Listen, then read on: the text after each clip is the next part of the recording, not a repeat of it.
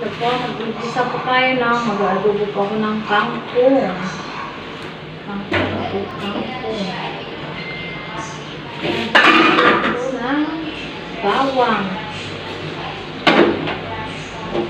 Lalagyan ko na ng toyo. Mag-adobo po ako ng kangkong.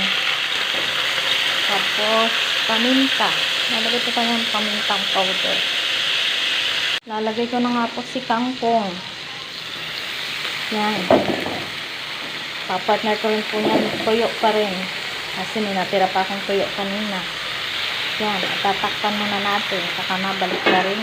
Nga po, lalagyan ko ng oyster sauce para po siya malinamnam. Yan po. Tsaka kaunting suka lang. Sinamak po yung suka ko. Ito lang po. Tapos na ang aking kangkong. Ayan na, adobong kangkong. With garlic po yan, toppings. Saka yung toyota na walang kasawang-sawa. At saka yung natirang fried rice. Ayan po, ang tanghalian ko ngayon. Bye! Salamat sa panonood. Sana nagustuhan nyo.